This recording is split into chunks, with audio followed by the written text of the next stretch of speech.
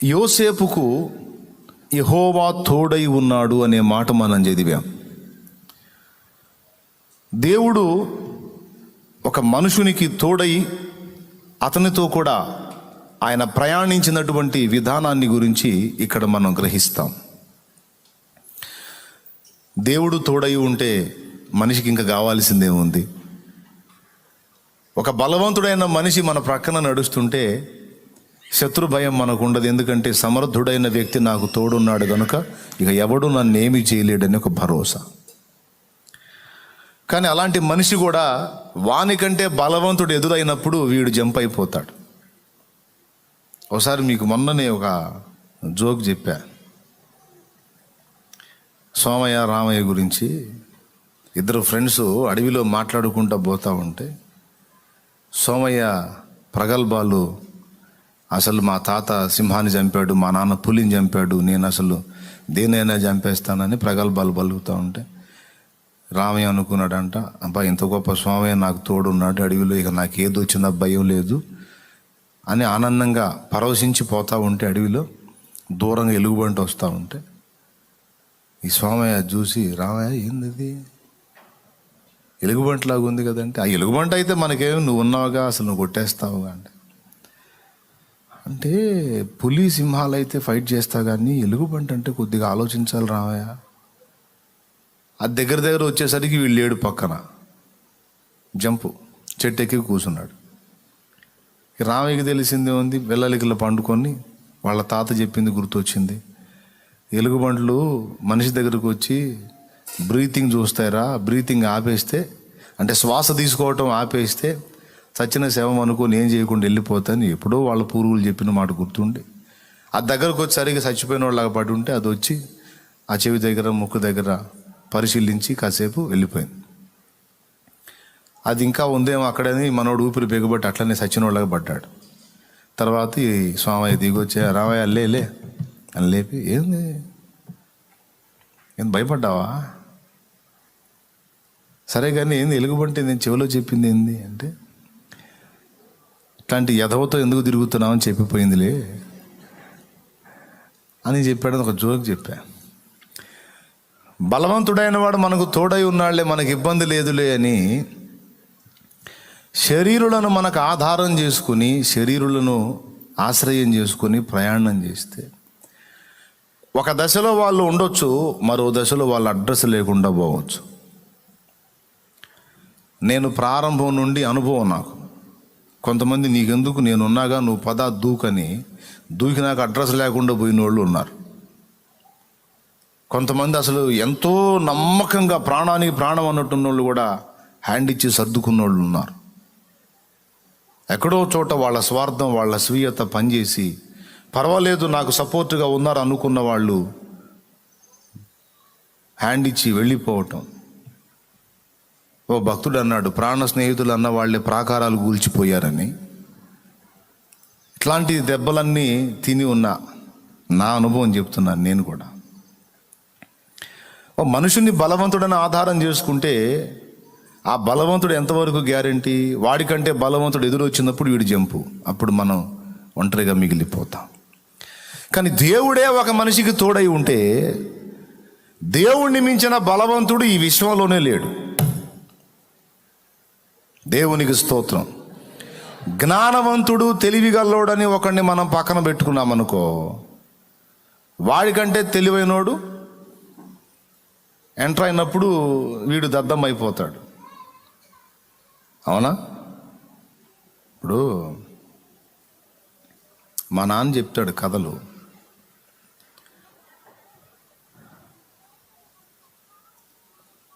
పెళ్లి చూపులు జరుగుతున్నాయంట. వెనకటి రోజుల్లో ఇట్లాంటివి ఉండేవి. అబ్బాయి అమ్మాయి పట్టుత్వం పంతనాల గురించి మాట్లాడుకుంటున్నారు. ఇప్పుడు ఉద్యోగం ఉందా, ఏం వ్యాపారం చేస్తాడు, పొలం ఉంటే ఎంత ఉంది అని అడుగుతారుగా పిల్లనివ్వాలంటే. అప్పట్లో వాడి పంతనానికి పిల్లనిచ్చేవాళ్ళు, వాడి పంతనం చూపించాల. అందుకని వాళ్ళు చేతి విద్యలు ఏవో నేర్చుకునేవాళ్ళు. ఆ పనితనం చూపిస్తే అది చూసి ఆహా అద్భుతమైన పనోడు, అమ్మాయిని హాయిగా బతికిస్తాడు అని పిల్లనిచ్చేవాడు. ఓ చోట ఒక అమ్మాయిని చూసి మాట్లాడుకోవడానికి పోయారు. పోతే ఆ ఉన్న వాళ్ళందరిలోకి ఒకడు హైట్ తక్కువ అంట, ఎత్తు తక్కువ అంట, చాలా ఎత్తు తక్కువ. కానీ అతన్ని కూడా పెద్ద మనిషిగా తీసుకొని పోయారు. అన్నప్పుడల్లా మాట్లాడ్డా ఆయన, అంబుల పొదిలో బాణంలాగా అవసరమైనప్పుడే ఆయన దించుతారన్నమాట. సరే అక్కడికి వెళ్ళిన తర్వాత ఈ అబ్బాయి పనితనం లేదు, ఈ అబ్బాయి చూపించాడు. ఇక ఆ అమ్మాయి పనితనం లేదు, ఆ అమ్మాయి చూపించింది. ఇక మాట్లాడుకోవడానికి సిద్ధం అవుతుంటే వాళ్ళ పక్కనోడు ఒకడు, వాళ్ళు సపోర్ట్గా తెచ్చుకున్నాడు, వాడి తెలివిని చూపించడానికి అన్నీ బాగానే ఉన్నాయి కానీ మీ వాడి పనితనాలు ఇంకొకటి చేస్తే మా పిల్లని ఇస్తామన్నారు. ఏంటంటే ఇసుకతో మీ వాడిని తాడు బేనమను అన్నాడంట. ఇసుకతో తాడు తయారు చేయమను, అప్పుడు మా అమ్మాయిని ఇస్తామన్నారంట. అంటే ఎందుకు అన్నాడో వాడి తెలివిని చూపించుకోవడానికా, లేకపోతే వీళ్ళని ఇరకాటంలో పెట్టడానికి అన్నాడా, వ్యధవంలో చేయడానికి అన్నాడా, సంథింగ్. మొత్తానికి ఆ మాట అన్నాడు, ఇసుకతో తాడు తయారు చేయమని, అప్పుడు మా అమ్మాయిని ఇస్తామంటే. మిగిలినవన్నీ చేయగలుగుతాడు కానీ ఇప్పుడు కొబ్బరి పీచుతో తాడు తయారు చేస్తారు, జనపనారతో తాడు తయారు చేస్తారు, ఇంకా వేరే వేరే వాటితో తాడు తయారు చేస్తారు. ఇసుకతో ఎట్ట తయారు చేస్తారు? అసలు ఎట్ట కుదిరిద్ది? వాళ్ళు అడగటం కాకపోతే. అంటే ఏంది, వాదనలో వీళ్ళని యధవంలో చేయడానికి వాడు వాడాడు ఆ పదం. ఇక వీళ్ళు నోళ్ళు మూసేశారు, ఇంక వీళ్ళకి మళ్ళీ డైలాగ్ లేదు. అప్పుడు మనోడి లైన్లో దించారు ఈ ఎత్తు తక్కువ మనిషిని. అట్లాంటప్పుడు ఉపయోగపడతాడు అనమాట.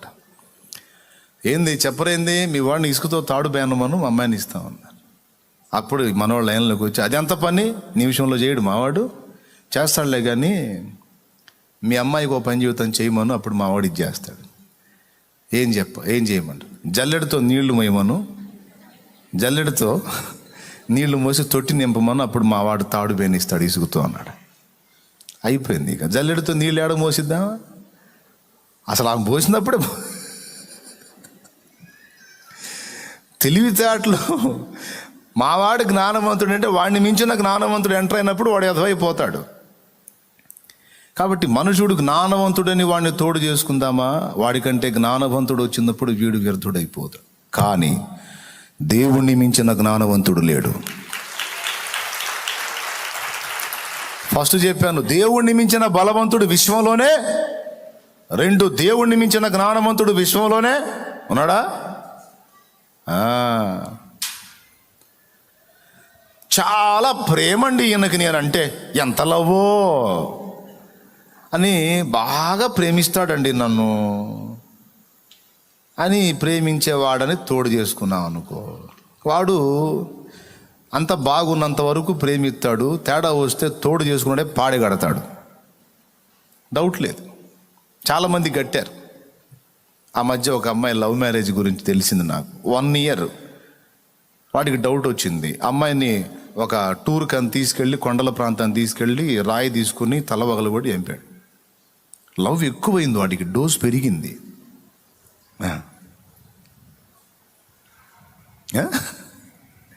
చాలా ప్రేమండి నేనంటే, ఎంత ప్రేమో,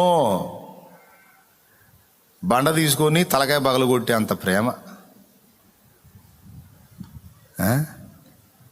బాగా ప్రేమించేవాడిని తోడు చేసుకుంటే నీ వైపు నుంచి వాడికి అందాల్సిన ప్రేమ సప్లై అయినంత వరకు వాడి ప్రేమ నిలిచి ఉంటుంది.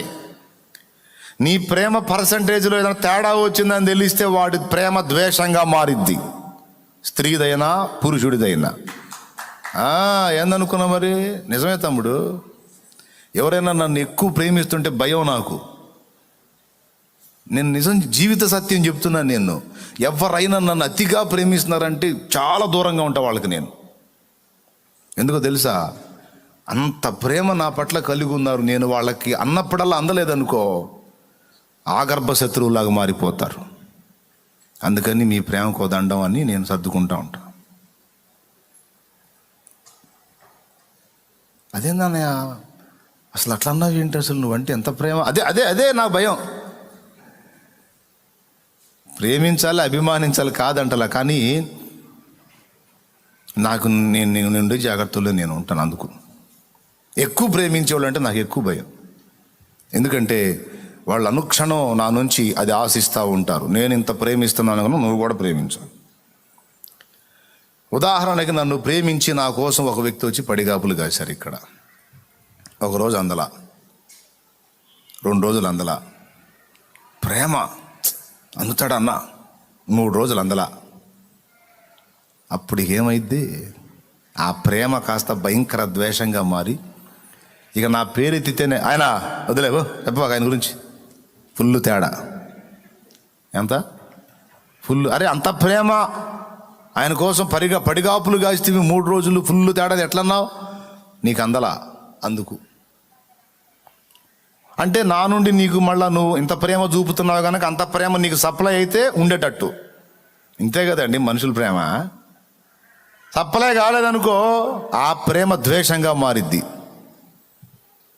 కాబట్టి స్త్రీ అయినా పురుషుడైనా బంధు ప్రేమైనా కుల ప్రేమైనా మత ప్రేమ ఏదైనా మన వైపు ఉంటుంది. సప్లై కాలేదంటే డేంజర్. అవునా? కాబట్టి ఇతను బాగా ప్రేమిస్తాడని ఆ మనిషిని తోడు చేసుకుందాం, ఆ మనిషిని తోడుగా ఉందాం. అతడే జీవితం, ఆమె జీవితం. ఎందుకంటే ప్రేమ, నేనంటే ప్రేమ అని ఎగిరి గంతేసి తోడు చేసుకుంటే నీ ప్రేమలో మార్పు వచ్చినా లేదా నువ్వు ఇంకొకళ్ళని ప్రేమించినా అవుట్. హల్లెలూయా. కానీ దేవుని ప్రేమ, మనం ఇంకనూ పాపులమై ఉండగానే ఆయనకు శత్రువులంగా నడుచుకొనుచుండగానే మన కోసము ప్రాణము పెట్టిన ప్రేమ అగాపే. అవునా? ఎంత ప్రేమ! మనం మంచోళ్ళమనే, మనము శత్రువులమై ఉండగానే ఆయన మన కోసము, క్రీస్తు యేసు మన పాపముల కొరకు చనిపోయాడు. చెప్పు, దేవునంతటి ప్రేమ కలిగిన వాడిని విశ్వంలో ఇంకొకరిని చూపిస్తావా నువ్వు? దమ్ముంటే సై. దేవుడంత నిజాయితీ పరుణ్ణి, దేవుడంత నమ్మకస్తుణ్ణి, దేవుడంత ప్రేమ కలిగినోడిని తెస్తావా ఈ విశ్వంలో? లేడు. ఎందుకు లేడు? మా ఆయన ఉంటే. భార్యాభర్తల ప్రేమ వికసించిన ప్రేమ పుష్పము. తల్లి బిడ్డల ప్రేమ గురించి చెబుతాడు, అన్నాదమ్ముల ప్రేమ గురించి చెబుతాడు. ఇవన్నీ ప్రేమలు చెప్పి చివరికి యేసు ప్రేమ ఎన్నడూ మారదని చెబుతాడు. కాబట్టి ఇది దేవుణ్ణి ఎరిగిన వాళ్ళందరికీ, బైబిల్ ఎరిగిన వాళ్ళందరికీ తెలిసిన సత్యం. కాబట్టి బాగా ప్రేమించేవాడని మనిషిని తోడు చేసుకుంటే ఆడి ప్రేమ విషంగా మారిద్ది, ఆమె ప్రేమ విషంగా మారే అవకాశం ఉంది. కానీ దేవుని ప్రేమ అలా ఎన్నటికీ మారదు. ఏదైనా ఉంటే ఆయన ప్రేమ నుండి, కృప నుండి మనం దూరంగా పోయి మనం భ్రష్టు పట్టడం తప్ప ఆయన ప్రేమలో మార్పు లేదు. కాబట్టి దేవుని కంటే ప్రేమించేవాడు ఎవరు? చెప్పండి. దేవుని కంటే బలవంతుడు విశ్వంలో ఉన్నాడా? భూమి మీద కాదు, అసలు ఈ విశ్వంలో ఉన్నాడా? పెద్దగా చెప్పాలి. రైట్. దేవుని కంటే జ్ఞానవంతుడు ప్రపంచకంలో కాదు, విశ్వంలో ఉన్నారా? రైట్. దేవుని కంటే ప్రేమ గలవాడు ఉన్నాడా? లేడు. ఉన్నాడని నువ్వు ఒకవేళ అనుకుంటే భ్రమే. అలా అనుకోకపోతే బతకలేంగా అన్నయ్య. అట్ట అనుకొని బతుకు, నేనేం కాదన్ను. దేవునికి స్తోత్రం. హల్లెలూయా. అట్ట అనుకొని బతుకు, అంతే. ఆనందపడు అంతవరకే. కానీ దేవునికి మించిన ప్రేమ కలిగిన వాడు మనకి ఎక్కడా దొరకడు. దేవుని కంటే ప్రేమ కలిగిన వాడు ఎవరు? సరే, 3, 4. దేవుని కంటే నమ్మకస్తుడు ఎవరు ఉన్నారా? ఆ అమ్మాయి ఉందండి, ఎంత నమ్మకస్తురాలో. ఈ అబ్బాయి ఉన్నాడండి, ఎంత నమ్మకస్తుడో.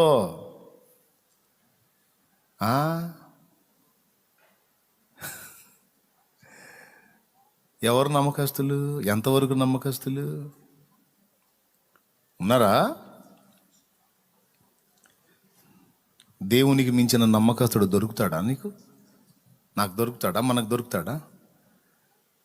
నమ్మదగినవాడు.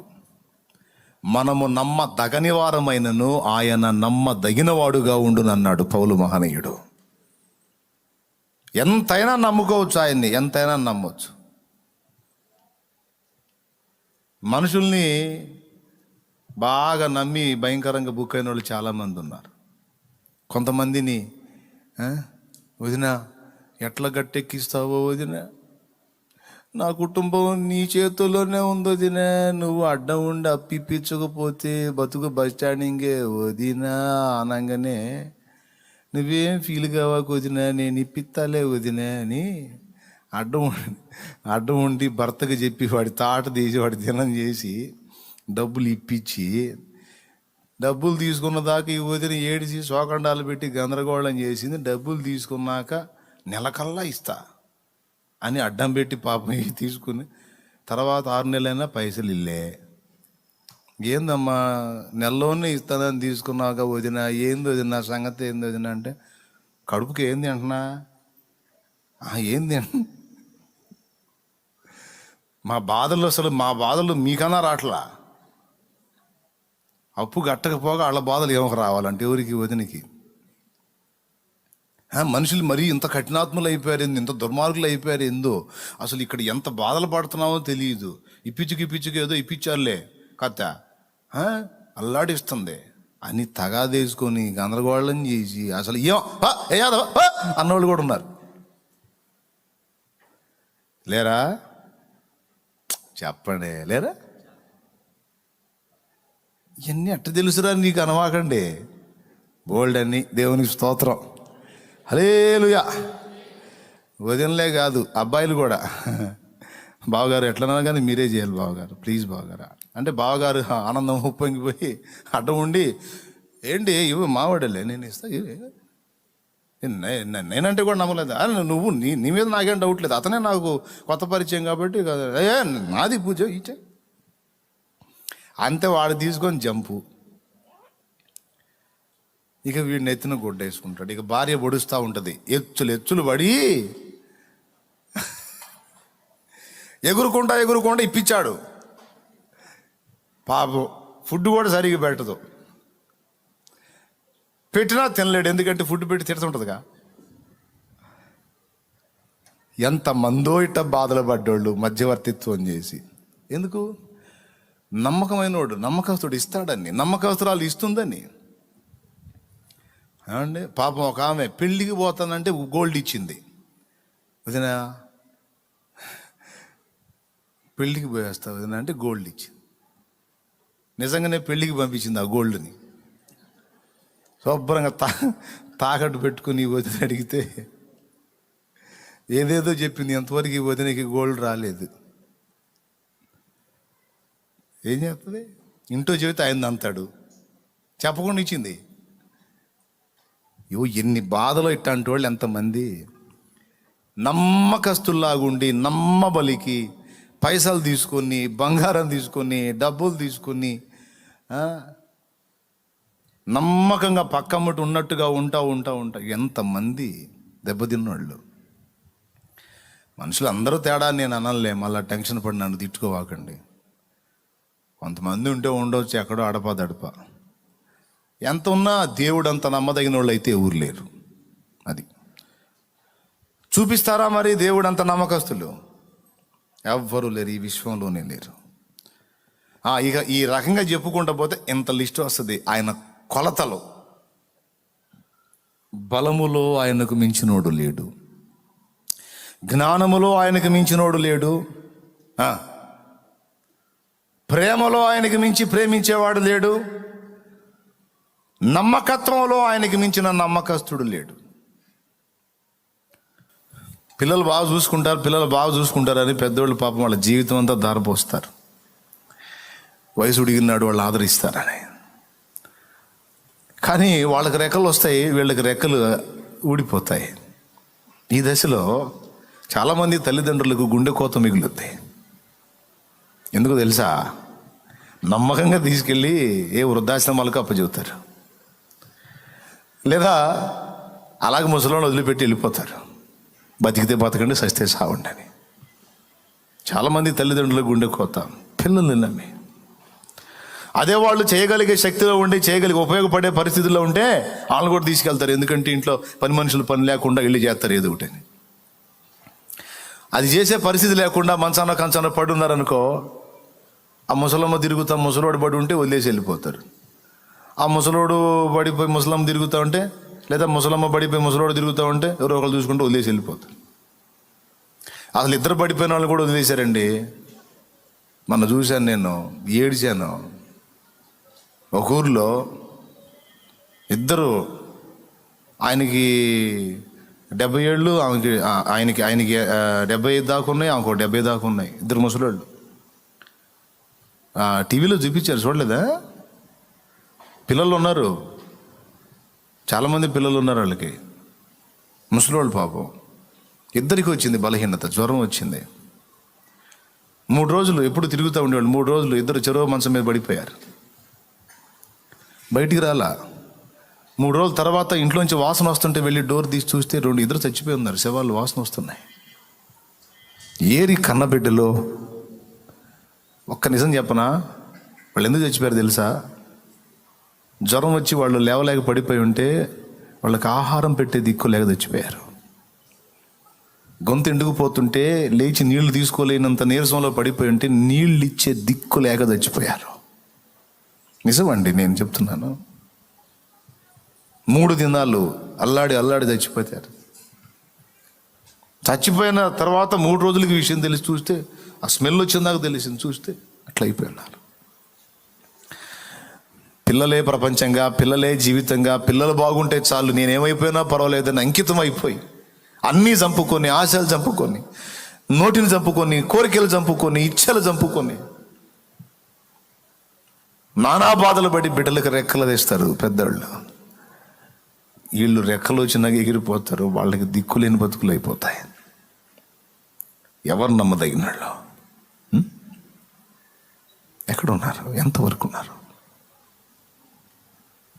పనికి వస్తే వాడతారు, పనికి రాకపోతే అందరికీ బరువేగా. మరి పిల్లల మీద అంత నమ్మకం పెట్టుకున్నారుగా, వాళ్ళ నమ్మకం ఏమైంది? నేను అనుకుంటున్నాను వాళ్ళ మీద దేవుడే జాలి పడ్డట్టున్నాడు. మీకు ఎట్లాంటి దుర్మార్గులు ఎందుకు మిమ్మల్ని చూడర్లు వచ్చేయండి అని. మరి వాళ్ళకి తల్లిదండ్రి అయినా, ఏది కన్న వాళ్ళకి ముసలాళ్ళు తల్లిదండ్రి అయినా, వాళ్ళని సృష్టించిన సృష్టికర్తగా కన్న పిల్లలు కదా. నా బిడ్డలారా మీరు అక్కడ ఆవేదన పడుతున్నారు, ఇంకొద్దులే వచ్చేయండి అని ఆయన తీసుకున్నట్టున్నాడు ఆయన బిడ్డలు ఆయన దగ్గరికి. కొంపదీసి మీలో ఎవరైనా అట్లాంటి వాళ్ళు ఉంటే జాగ్రత్త పడండి, దుర్మార్గం చేయవాకండి. ముసలాళ్ళకి శాపగ్రస్తులు అవుతారు. వాళ్ళు ఎట్టంటి వాళ్ళు అన్నా కానీ వాళ్ళు చేయాల్సింది మర్యాద చేయండి. వాళ్ళు ఉన్నంత వరకు. పండుటాకులు ఎప్పుడు రాలిపోతాయో తెలియదు. వాళ్ళు ఒకవేళ తృణీకరించినా, కోపడ్డా, విసిగించినా, ఈసడించుకున్నా నువ్వు దుర్మార్గం చేయొద్దు. వాళ్ళని ఆదరించావా దీవించబడతావు. దుర్మార్గం తలపెట్టావా అదే గతి నీకు వచ్చింది. గుర్తు. ఎవరైనా ఉంటే లైవ్లో ఉన్నవాళ్ళు కానీ, ఇక్కడ కూర్చున్న వాళ్ళు కానీ, ఎవరైనా జాగ్రత్త. ఆ తల్లిదండ్రి గుండె కోతగండి. అవునా కాదా? స్తోత్రం చెప్పండి. వృద్ధాశ్రమాలకు వెళ్ళి చూడండి. నువ్వు పలా బిర్యానీ ప్యాకెట్లు తీసుకెళ్ళిపోగాక, అయ్యా నమస్తే అయ్యా అంటారు ముసలాళ్ళు. అమ్మా తినమ్మా అంటే ఆడబెట్టయ్యా తింటాలయ్యా ఆడబెట్టు అని మనకు నమస్తే చెప్పి ఆ ప్యాకెట్ ఆడబెట్టేసుకొని వాళ్ళు ఎటు చూస్తారు తెలుసా? ఆ తలుపుకి వెళ్ళి చూస్తుంటారు. ఏ కొడుకన్నా, ఏ కూతురన్నా వచ్చి అమ్మా అంటారేమో అని చూస్తారు. ఏ మనవడన్నా, ఏ మనవరాలన్నా వచ్చి అమ్మమ్మా తాతయ్య అంటారేమో అని చూస్తుంటారు. నాయనమ్మా తాతయ్య అంటారేమో అని చూస్తుంటారు. కళ్ళు ఎవరు రారు. మళ్ళీ వీళ్ళు లేకుండా వాళ్ళు లేరు. నువ్వు బిర్యానీ పెట్టు, నువ్వు పదార్థం పెట్టు, గొప్ప పదార్థం పెట్టు, ఎగబడి తినరు. ఇంకా కొంతమంది తల్లులు చూశాను, ఆ వృద్ధాశ్రమంలో ఉండి ఆళ్ళీళ్ళు వచ్చి ఇచ్చిన డబ్బులు దాచిపెట్టి ఆ కూతురు ఆ కొడుకు పలకరీయటానికి వస్తే వాళ్ళ చేతుల్లో పెట్టి పంపించే తల్లిదండ్రులను చూశాను. వీడికి నేను ఎందుకు ఇవ్వాలి, వీడికి నేను ఎందుకు చేయాలి అనుకోరు వాళ్ళు. వీడు నన్ను తీసుకొచ్చి ఇక్కడ పడేసాడుగా అనుకోరు వాళ్ళు. పోనీ తీసుకొని పో అనేవాడు. నాకు తెలుసండి, దేవుని కృపను బట్టి లోకంలో చాలా విషయాలు చూశాను నేను. నా వయసు కొంచెం తక్కువే కానీ ఫుల్ అనుభవాన్ని ఇచ్చాడు దేవుడు కృపతో. దేవునికి మహిమ కలుగును గాక. మీరు మీ తల్లిదండ్రులకు ఆ గతి పట్టనియొద్దమ్మా. మీ అమ్మ నాన్నలకు ఆ గతి పట్టనియొద్దు. వాళ్ళ నమ్మకాన్ని నాశనం చేయొద్దు, వాళ్ళ నమ్మకాన్ని వంచన చేయొద్దు, వాళ్ళ నమ్మకాన్ని వమ్ము చేయొద్దు. వాళ్ళకి జరిగించే న్యాయం వాళ్ళకి జరిగించు. దేవుడు వద్దు అని నిన్ను నెట్టేస్తే నువ్వు దూరాన్ని ఉండైనా సరే వాళ్ళకి చేయాల్సిన సహాయం వాళ్ళకి పంపించు. వాళ్ళు నిన్ను ముఖం మీద తిడతా ఉంటే కనీసం మరుగు నుండైనా వేరే వాళ్ళ ద్వారైనా సరే వాళ్ళకి ఏ తక్కువ కాకుండా చూడు. నువ్వు బిడ్డగా నీ మీద వాళ్ళు పెట్టుకున్న నమ్మకానికి న్యాయం చేయి, అంతే. చాలామందికి న్యాయం జరగట్లా. ఈ విషయంలో కనీసం చింత కూడా ఉండదు వాళ్ళకి. మీ నాన్న సంగతి ఏంది అని అడిగితే వాడు మామూలుడు కాదంటాడు. మీ అమ్మ సంగతి ఏంది, మా అమ్మ అది పెద్ద దుర్మార్గురాలు, దాంతో ఎందుకులే అన్న వాళ్ళు కూడా అలాంటి మాటలు కూడా విన్నాను నేను. మీ అందరికీ ప్రేమతో చెప్తున్నాను, అట్లా ఎప్పుడు ఎవరు చేయకండి, జాగ్రత్త. మంచిది కాదు అది. కానీ ఫ్లోలో వచ్చింది అందుకే చెప్పాను. కానీ కన్న బిడ్డల దగ్గర కూడా నమ్మకత్వం లేదు. కానీ కన్న బిడ్డల కన్నా కూడా, కట్టుకున్న వారి కన్నా కూడా ఆయన నమ్మదగినవాడు.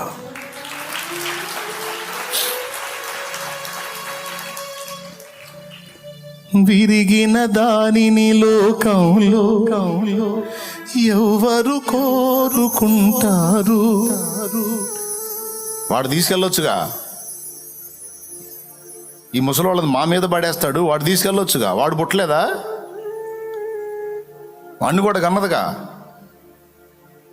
మరి వాడు తీసుకెళ్ళడింది మాకు బాధ ఎన్నో ఉంటే మాకు మానెత్తినేస్తాడింది. ఈ గుంపుని ఎక్కడెక్కడ గుంపుకు మేము ఆడబెట్టేమి. మౌనంగా, అయ్యా పెద్దోడా నీ దగ్గరికి వెళ్ళమంటుందిరా. నా దగ్గరికి ఎన్ని నీళ్ళు ఉంటారు ఏంది? ఎన్ని నీళ్ళు ఉంటారు నా దగ్గర? మన ఉన్నారుగా. ఇప్పుడు వాళ్ళ దగ్గర ఉండాలి. మరి వాదన, వీళ్ళేం గోవల్లాగా చూస్తూ ఉంటారు. పెద్దోడికి వెళ్ళి ఎందుకు వీళ్ళ భారం మోయాలి?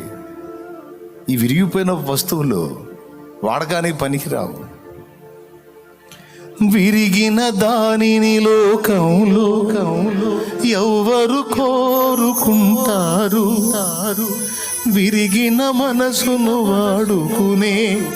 నేను చెప్తున్నాను, ఈ పాట నాకు యేసయ్య ఇచ్చినప్పుడు నేను ఒక పెద్ద ఆయన దగ్గర కూర్చొనే రాశాను, ఒక ముసలాయన దగ్గర కూర్చొనే రాశాను. దేవుని కృపను బట్టి ఆయన నా దగ్గరే ఉన్నాడు.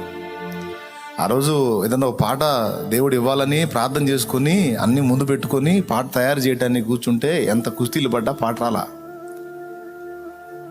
క్యాసెట్కి సమయం వస్తుంది, పాట చేయాలి. ఏసయ్యా పాటి 2 గంటలు కుస్తీ పడ్డా పాట రాలా. వాళ్ళు అక్కడే కూర్చొని తిప్పలు పడుతూ ఉందని నేను గదిలోంచి బయటకు వచ్చా కంజర తీసుకొని. ఈ పెద్ద ఆయన కనపడ్డాడు. ఆయన దగ్గర ఇంకొక చిన్నోడు కనపడ్డాడు. చిన్నోడికి నరాల బలహీనత, పెద్ద ఆయనకి ఇంకొక బలహీనత.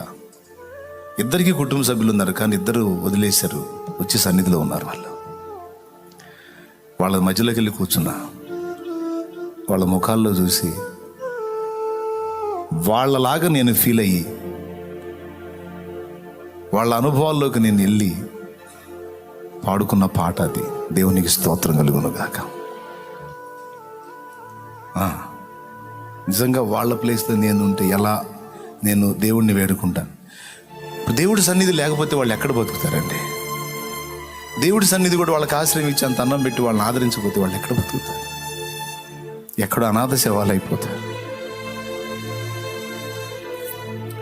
అందుకే నీవు లేకపోతే నా బ్రతుకే లేదయ్యా నువ్వు చేరదీయపోతే, నా మనసే చేదయ్యా. నువ్వు నాకుంటే ఎన్నడు నేను ఒంటరి కానయ్యా.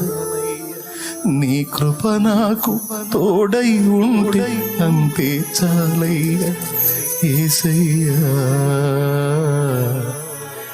ఈ పాట బాగుందా పెద్ద అయ్యా? అద్భుతంగా ఉందా? ఏడ్చాడు ఆయన. అప్పుడు వచ్చినాయి సిరి సంపదలు. ఒకవేళ వాళ్ళకి అన్నీ ఉంటే అమ్మో అందరూ చుట్టేస్తారు. ఈయన ఏమీ లేవు, ఎందుకు పనికిరారా, పడేసిపోయారు. సిరి సంపదలు కలిగిన వేళ అందరూ హత్తుకు ఉంటారు. సంపదలన్నీ తరిగిన వేళ కంటికి ఎవరు కనరారు. ఎవరున్నా లేకున్నా ఏ స్థితిలో నేనున్నా, నన్ను విడువని నమ్మకస్తుడవు నీవే యేసయ్యా.